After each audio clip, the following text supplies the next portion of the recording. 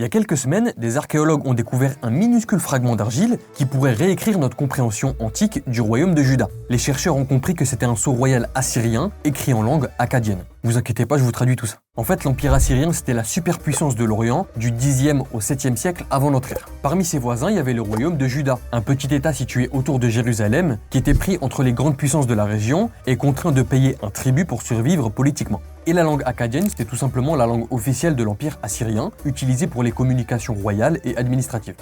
Du coup, le fragment d'argile découvert par les archéologues a été daté des 8e, 7e siècles avant notre ère et il correspondrait au paiement d'un impôt, probablement sous le roi assyrien Sennachérib. Ce qui est incroyable, c'est que c'est la première inscription assyrienne retrouvée à Jérusalem datant de cette période. Et surtout, les analyses montrent que l'argile utilisée proviendrait du bassin du Tigre, là où se trouvaient les grandes capitales assyriennes. Autrement dit, ce sceau a été produit en Assyrie, puis envoyé à Jérusalem. La Syrie, pas la Syrie de Bachar el-Assad. Du coup, cette découverte, elle nous apprend deux choses. Premièrement, on pensait que Juda était un royaume assez périphérique et en marge des grandes puissances de l'époque. Or, ce fragment, il prouve qu'il existait des communications directes entre Jérusalem et l'Empire assyrien, la superpuissance du moment. Ce fait est d'ailleurs mentionné dans plusieurs passages de l'Ancien Testament.